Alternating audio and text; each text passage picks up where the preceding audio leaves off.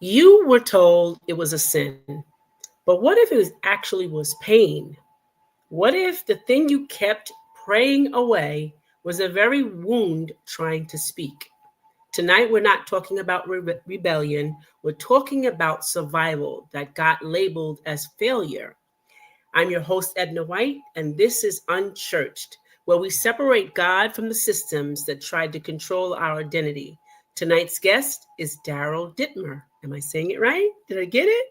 You did. And Thank you. his story walks straight through addiction, religious conditioning, and the long road back to himself. Welcome to the show. Thanks so much, Edna. I really appreciate you having me on. So tell us a little bit about yourself. Sure. I was born in the Midwest, in Detroit. Actually, my dad was a mechanic. My mom took care of us kids, and so that's from whence I came. And that part of the country, when I grew up, was really about Protestant work ethic, and it was about here's what you're handed in terms of your belief system, and I was handed that belief system, and it was okay for a period of time, Uh-huh. and then things changed in my life. So just to lay a little bit of backdrop of from whence I came, and I'm sure we'll get to the rest. Yes, absolutely. So take us back to the moment. What did you learn early about God and being good? It was fear-based. It was a Lutheran upbringing, and it was fear-based. I remember them telling us about Martin Luther, the guy that sort of came up with the Lutheranism, Lutheran religion, and he Mhm. used to flog himself because he thought he did things wrong. And Wow. and it was but that was supposed to be okay. That was supposed to be Right. like, oh, okay, this dude knows what's going on. And so that's what I was taught. And the scary thing for me when I was a kid was I pretty much figured that I was going to hell if I Mm, if I did certain things wrong. And I right. was not ever, and I'm still not clear, and I'm not Lutheran anymore, but I'm still not Yeah. clear on what exactly it is somebody is supposed to do to make sure they can go to heaven. And that's a really Yeah. scary place to be. And that's what I was Yeah. handed as a A kid. lot of us are there. A lot of us are there. And we try not to think about it. We just try to do what we can here. And that's a great point. I love that. I love that about what you said. We don't really know what to do. So can you talk about, because I know that you went from, in the religious background to, your addiction. Can you talk about that? Like how it kind of like morphed, or if even if it did? It did morph, and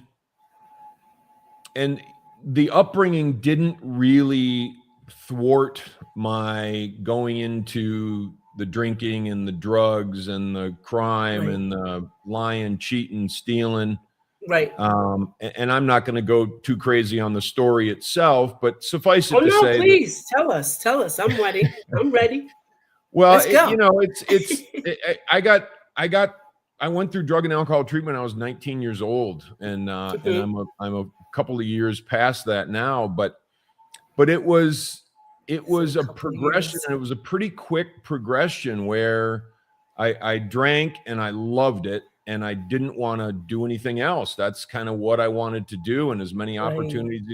opportunities as I could get to do that, I did it. And then I got involved in drugs and different kinds of drugs, many Mhm. different kinds of drugs, and that progressed. And then I had to lie, and I had to cheat, and I had to steal to get where I Yeah. wanted to go and get what I needed to get to Right. support that addiction. And then I started Yeah. dealing drugs, and it was just a very slippery slope. And the thing that was the most difficult about it was the rub between how I was raised and what I was taught Mhm. and what I was doing, and that friction inside of me. And maybe That's it had to good. do with religion, maybe it had to do with just I knew it was the things I was doing was wrong, but Mhm. I remember toward the end of the addiction, before I went into treatment, I remembered our pastor used to say,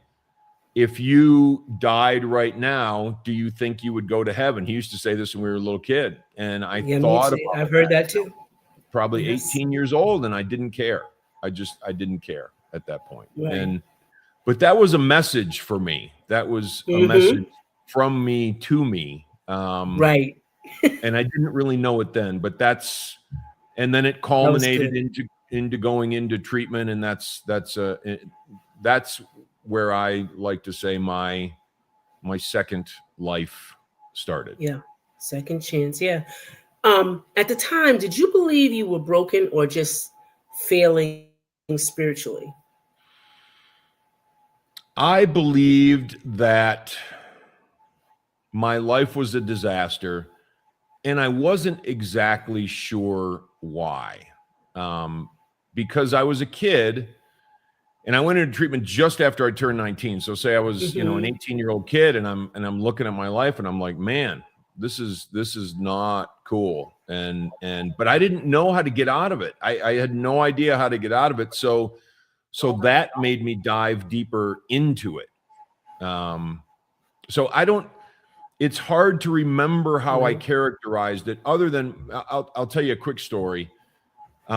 January 3rd of 1985, which is the day I went into treatment. So 3 nights before that was December 31st of 1984, and I was at a New Year's Eve party, and I was miserable, and I was around tons of friends, probably 100 or 200 people. It was a lot of people. And I'd never been so lonely, and I'd never felt so exposed and vulnerable, and I was just ripped in half. My soul was just ripped in half. And I thought at that time, that night, I thought, would it be better if I just killed myself? Would things be better if I just killed myself? And I didn't attempt it, but that kind of thought, that's where I was. That depicts where I was. Yeah. Yeah. I think we had parallel experiences. I too, at 19, was at a party, and I felt so alone. Like I was like, everybody was having a great time. And it probably was because I was, drinking and drugging at the same time, but I felt so alone, and I was just sobbing and sobbing. And that thought came to my mind to commit suicide. Yeah. And that was a sign, that was a complete sign. Like you said, it was a complete sign to myself, for myself. And I didn't even realize it, I didn't even realize it. It's so good. So let's slow it down a little bit, Daryl, because this is where people either blame themselves or finally understand themselves, because we seem to be right there. I'm going to ask a couple of questions so you can kind of give the audience, audience. I believe Daryl has a lot of information that can help you, survive or get through this. So I want to ask a couple of questions around awareness. Okay. When the urge hit you, like at that point, were you actually ready to kind of come out of it, or did you make a transition and say, hey, I got to go to treatment? I was my parents hit me with an intervention, and they said, hey, if Gotcha. we don't want you here unless you go. We don't want you in our lives, basically, unless you go talk to this drug counselor, drug and alcohol treatment counselor. And they left it up to me. They said, they cared about you just that much, huh? That's good. Yeah, do what you want. Yeah, that's good. But here's the consequences. And they had enough. Right. So I actually decided to go. So there was a little hint of light. And I planned on lying to this dude, like I did everybody else, about what was going on with me. But as soon as I walked into his office, he's like, man, don't lie to me. You can't lie to me. I'm going to call you on whatever you're handing me, and we're just going to get you out of here, and you're going to be in the same spot. And I'm 18 at that time, and I'm intimidated. So I said, you know, I was as honest as I Right. could be at that point in my life. Whatever that consisted of, I don't know, but Right. Right. that was the impetus to get me Hmm. into a treatment program. Right. So it was more, was it pressure to you, or it was like you felt like emotionally, how did you feel about them saying that to you at that moment? It was I'd done some scary things in my life. That was probably the scariest moment at that Hmm. point because I was found out. I was exposed, and I didn't. The most Well, that's painful thing good. to me was to be exposed and to feel like I'm letting everybody down. And that's exactly what I was doing. So that just tore me up inside. And I don't know if I'm articulating that well enough, It's good. because I Yes. cared, but I didn't care, and I wanted to not care probably more Right. than I didn't care. There was something in there that still Mm. cared, and that piece of me that still cared was able to see a little bit of light. And you know what, maybe this whole different life thing could work. Right. Right. Okay. Okay. Looking back now, what did addiction do for you that religion told you it shouldn't do? You know, it made me feel accepted. It made me Hmm. feel, as I was with, the crowd that I hung out with. It made me feel when I was in the throes of it, and I Right. religion was supposed to make me feel whole and loved and encapsulated and protected and Hmm. all of that stuff. It for me, and I have nothing against religion, but for me, Yeah. it Yeah. I didn't understand. it didn't work like Right. that for me. So I had to go somewhere else to find that. And my parents were pretty tough human beings too, and Hmm. so, was there love in the house? I guess so. I don't know exactly how it was characterized then. We Right. never said it. It wasn't like, we weren't huggy or anything like that. It was Right. just, okay, you go work over here, you go work over here, I'm going to work here, and that's what we do. We just work. Yeah. Right. And so that Gotcha. I didn't have that accepted feeling necessarily from family or Hmm. from religion. And Wow. I had an accepted feeling in Wow. the nut jobs that I used to hang out with. And Right. Yeah. and I think I gave that to And in them the too. And throes that of was our little, drugs, you had that accepted feeling. Yeah. Hmm. yeah, that's Like it what was, it gave me, like but then things it were turned on gone. me. You could be in another place. You didn't have to Right. feel that, or think about that. You're in a different place. Yeah. That's good. That's good stuff. Um, did you feel more guilt from the behavior that you were displaying, or from not being able to be honest about that behavior? Mm. I would say the behavior that I was displaying, because once I displayed the behavior, the honesty Hmm. was off the table. I Yeah. wasn't going to be honest about it if I was going to engage in it.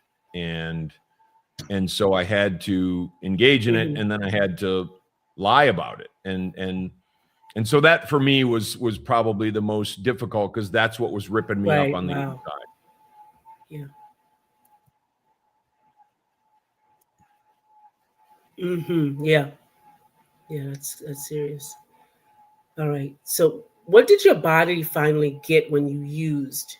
Like, was it relief, control, quiet, or permission? I most of the time I put myself into some sort of submission. There was a part where it was fun in the beginning, and sometimes, like, oh, this dude's having a party, or this guy's doing this, or we're going to meet over here, or whatever, and it was all like, oh, we get to do this, and We're going to be out all night. Mhm. We're going to be out for who knows, 2 days, 3 days, whatever. We're just going to go do stuff. And so sometimes the beginning of that was pretty enticing and fun, but then it was just this place where I put Mhm. myself into some sort of a submission or daze or illness or whatever. I couldn't. My body wanted more than my body could handle, and that happened a lot. It was Right. just I didn't know when to stop. I didn't know when to say, enough. I'm just going to coast. Right. I never Mhm. coast. Right. Because you were wanting something, you just didn't know what it was. It's sort of like a deep hole, you know. The more you feed it, the more it needs. Well, I had this big hole in the middle of my chest, and it was, So it was yes. impossible. I could not fill it with the drugs and the alcohol or the friends Mhm. or the behaviors or, Right. whatever it was. Yeah. And that's the entire quest, right? That's I believe that's the quest we're all on. We're all trying to find some wholeness, and sometimes we dart off in a crazy direction to find that wholeness, and Mhm. that's exactly what I did, and I found out that particular direction absolutely doesn't work, and that hole keeps getting bigger, and it Yeah, takes it doesn't more work. to fill it. One of the things Yes, I like to absolutely. say is, and I think this is really important, especially for people who are, struggling, is the deeper that we go into the weeds, the longer it takes to get out. And the deeper we go into the weeds, sometimes there's less of a chance the deeper that we go that we're going to come out. And it's very important to Yeah. those moments of clarity and those moments where, what am I doing? Those are the moments where we have to do something about it. Mhm. Right, right. So if somebody is listening, because I think you kind of answered a little bit of this question, that's struggling, or even a family member or friend of someone who's in addiction, and they think it means weakness. What would you tell them they're actually experiencing? It's not weakness. It's really not. Some of the strongest people I know have found themselves in the throes of any addiction. It doesn't have to be drugs and alcohol. It can be food, it can be gambling, it can be social media, it can be anything. And it's not weakness. It's misdirection. It's misdirected energy, in my Oh, that's opinion. good. And That's good. I'm putting my energy into something that is not fulfilling for me. I think it is, but it's not. Hmm. And so the energy That's needs good. to go in a different direction. It has nothing to do with weakness. It truly does not. That's good. That's good. I love that what you're saying. That is so good. Oh my.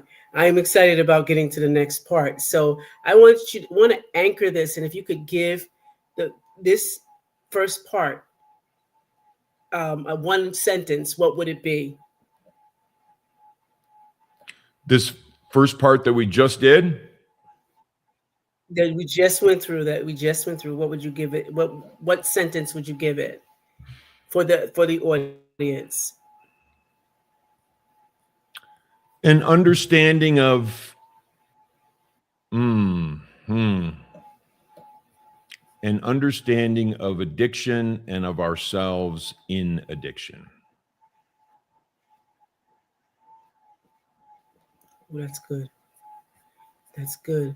And for all you people out there in the audience who are experiencing this, we need to listen to this. And I hope you have a pen or maybe replay this a couple of times, because we are definitely going to be talking more and more about this, because I'm excited to just hear what he has to say on this next part. So thank you for that anchor to get us like kind of in a place. So we're gonna. This is our impact section, and I think we're gonna kind of blend this with religion and the addiction. Um, people in religious environments often don't get help. They get correction instead of healing. What happened to you, in that arena? I when I first got out of treatment, and I don't I maybe have been in a church once, okay, we'll say 3 times since. So that was a long time ago. And I was introduced to the 12 Yeah. steps, and people, get all ooh about the 12 steps. Mm-hmm. 12 steps is just a roadmap for living. That's all it is. And it's a way to Right. Okay. find Say that again. ourselves. Say it loud so they could hear that, please. That's important. The 12 steps is just That's a really roadmap important. for living. That. And I've been doing it for a long time, and I Mm-hmm. promise you there's a lot of misconceptions about the 12 steps, and it really is just a roadmap. And so Right. if I do the roadmap, I love that. and how they characterize it is Right. is 3 steps within the 12 steps. And I don't want this to scare anybody away, because it shouldn't. But what they say is trust God, clean house, help others. That's what it's about. Has nothing to do with religion, has nothing to do with Mm-hmm. church, has nothing to do with somebody telling you what you That's have to good. believe. And that's absolutely true. Now, not to say that when you go to a specific meeting, somebody will say, "Oh, well, you need to do this," and people, pounding over the head with, "Oh, you have to do this and this." But that's not the intent of the program. And I don't want to go on too long on this, Edna, but my sponsors or mentor was one of the first 50 Mm-hmm. people in the program. And Mm-hmm. so he got it like right from the beginning, and what it was actually designed to do.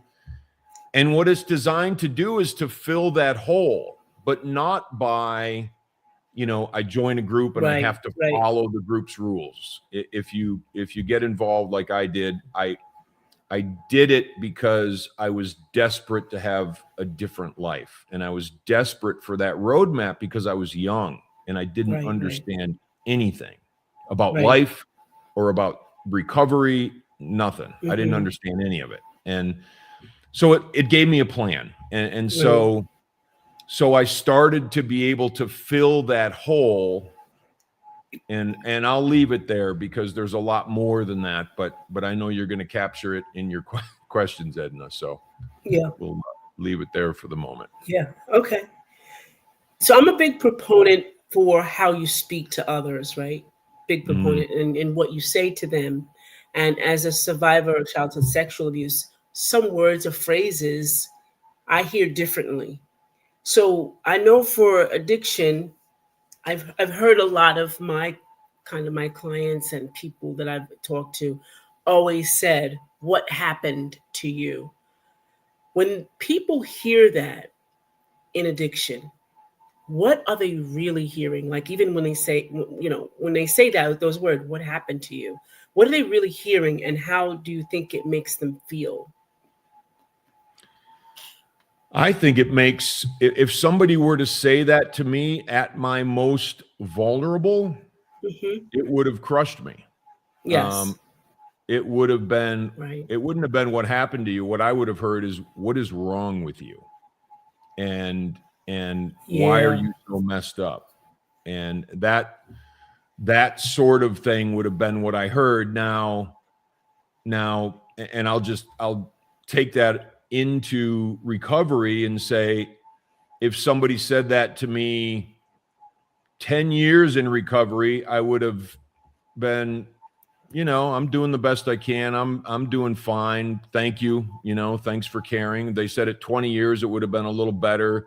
At this point, Mm-hmm. somebody says, "What's wrong with you?" I wouldn't care. Right. And that's filling the hole. That's the Right. evidence of filling that hole. And Right. like you, I want to help everybody fill that Right. hole for themselves, Right. because that's what makes us have a really cool world. is people filling that hole for themselves in a very real way. Right. That's good. Well, this is good. Audience, this is good stuff. This is good stuff that Mr. Daryl has given us today. Daryl, when did you realize that the cycle wasn't spiritual failure, but it was conditioning? I probably realized that I don't look at anything about me as done, like, oh, Right. Oh, good. stick That's the good. thermometer in him, he's done, Yeah. he's fine. I That's just don't good. look at it like that. I look at the whole Uh-huh. journey is the whole journey until I'm not on this journey anymore. Right. In this body, in this place. And Right. and Right. so it's always I'm always looking to improve myself and show up for Mm-hmm. my life and help other people. And the more I can do that, the more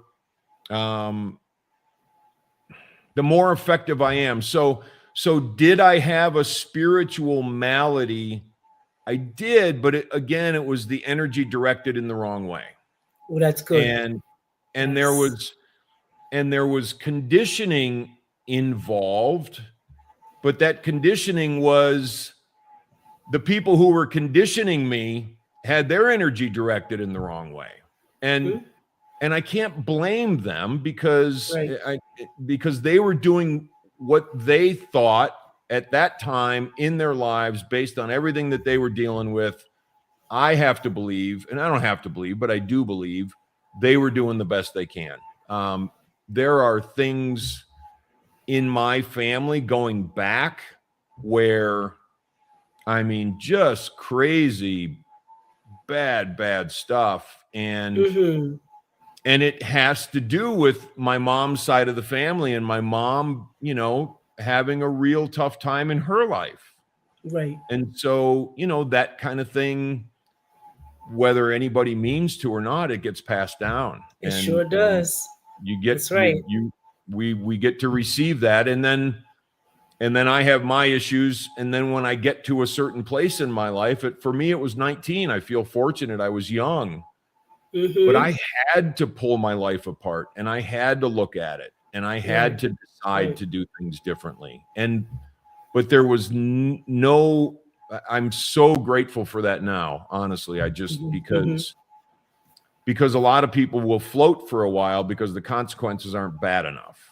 And floating is probably the worst, because if I'm not intentional and I'm not conscious, I'm floating. And I prefer, and I wouldn't say this 40 years ago, but I prefer to Mm-hmm. get my butt handed to me, go into treatment, come out, and have to change. And that's what I was faced with at that point in my life. Yeah. So Yeah. I rambled a That's little, that's tough. Yeah. but anyway. Okay. So here's the part that I kind of put together, and there are three questions, three edgy questions that you can answer yes or no, or you can decide to elaborate. So you can say yes or no too. So you ready? Yes. Okay. Do you think religion kept you stuck longer than the addiction itself? Yes. Would you like to elaborate? Sure. I will Go ahead. elaborate. And again, for me, nothing against religion, but when I got handed that box of stuff and I'm told you have to believe this and you have to believe this and you have to believe this, or you might go to hell, Right. that's a very scary place to be. And for me, it was very impactful. And Yeah. so unwinding that, and it's been unwound for a while, but that carried into, recovery. It carried into my Mm-hmm. life, whether I, went to church or anything or Right. not. Those Exactly. Yeah. memories were there. So Yeah. Yeah. That's good. That's good. Was sobriety harder or rebuilding your identity outside the belief system? Which one? Building my identity was harder, because I was left with this mess on the floor that was Daryl, and I didn't know what that was. Yeah. And that's interesting. It hits me emotionally when I say that, because I had to pick up all those pieces and I had to figure it out. And there were people around me that helped me, but it was up to me to start putting that Daryl back together. And the mess that I couldn't look people in the eye. I couldn't hold a conversation. I was not a capable human being at that point. And so I had to pick all those things up and put them back together. So that was a big job, but I was able to do that with more and more conscious intent as time went on. And the very interesting thing, Edna, is a lot of my belief system got stripped away, and it was the best thing that ever happened to me, because all those little boxes of stuff that I was told I had to believe, I was able to get rid of those. And then my beliefs expanded, in a very serious way, which is really cool. It's like the Big Bang. It just keeps going. Yes. And I keep Yes, absolutely. So true. I'm telling you, what you're saying about just getting rid of that, just once I got rid of it, I mean, just got rid of it. It was like a circle fit in that square, but just trying to fit in there. It once I just got rid of the box and said, let me just start over, it really made sense. Everything just blossomed like a flower. Yeah. Yeah. And the really cool thing, and I think about this now because I think, what would my pastor say? But I study Carl Jung, and I study Taoism, I study Buddhism, and I study all this stuff, and I love it. And it's all, it's like the same stuff. I mean, it's all about building me and so expanding those ways of thinking, because people didn't come to these belief systems. They came to them because they wanted to heal, and they started to learn how to heal, and then they passed down how they healed. And I want to know what that is, for as much as I can understand. I want to know what that is, and it's really cool. Yeah. That's good. Last question on this segment. Did you ever feel God was safer than the people who represented him? Oh, absolutely. Yeah. The people that represented God.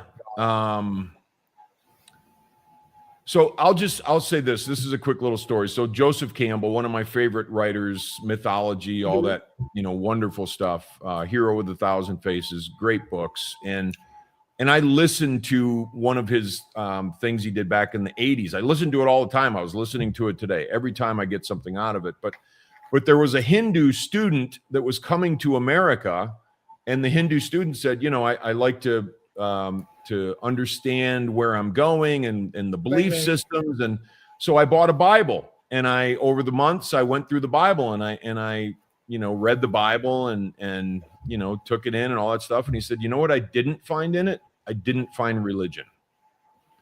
Oh, that's and that's a really cool thing. And that's the difference to me between God and the people who represent God. Because I always felt like the people who represent God want something from me. That's good. And I don't think God does. That's good. Love it, love it, love it, love it. So when you were going through all of this at 19, right? What were you actually trying to soothe that no one was helping you name? There was a lot of pressure on me as a young person. I'm the middle child. which I love Mm-hmm. because I still don't know exactly what that means, but people talk about No, I it. love it. No, I love talking about that too. I just talked about it yesterday, so you can talk about it. Go ahead. Go ahead. Anyway, so I don't know exactly what that means, but and you know what? I just lost my train of thought. So where was I going with this? I don't know what she was gonna say. You were middle child. You were the middle child. Yes. And what was the original? What was the original? Okay, Uh, so what were you actually trying to soothe that no one was helping yes, you name? yes.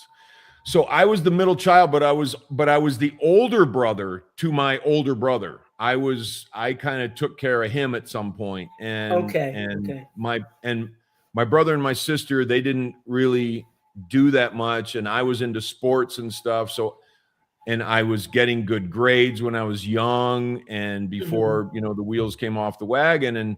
And so I was looked at for, I believe my parents were living vicariously through me. Nobody had ever gone to college or right, graduated from college in my family, that sort of thing. And right, right. so they had these high hopes for me. And it, Hmm. at some point it just got to be too much for me. And I know I haven't done I've done, plenty of sort of inner child, look Right, in, face things, all that sort of stuff, right, breakdown. I've done a lot of that work. And I know there's things in there that I don't know. right. And I'm convinced, and I'm open to, if something uncorks and I know what it is, and Hmm. I find out, great. And if I don't, then I'm probably not meant to, Right. because I feel like I've cleaned out my system pretty well, and I keep it Hmm. clean. So there are things that I know. One of them is just the inadequacy and the pressure and the, why are you guys looking at me to Right. for how you feel? Like, don't look at me for how you feel. What I accomplish should not do anything to you. Like, go do your own stuff. That was kind of where I was, what I was covering up and what I wanted to be released Yes. from. Like, just Yes. let me be. So that's what I know. I don't know what I don't That's know, good. but there's something there. Right. Yeah. What beliefs about yourself had to break before the addiction did? One of the things that I got out of the treatment facility was hope. And and 18, 19 years old, I think, even though I'm an absolute disaster area, I'm not very teachable yet. And one of the things that had to Hmm. break in me was I needed to I needed to garner some humility. I needed to garner some teachability. Right. I needed to listen to people who knew more than me. And at that point in my life, everybody did. So that's one of the things that needed to I guess break for me and move in a different direction, being able to listen. And then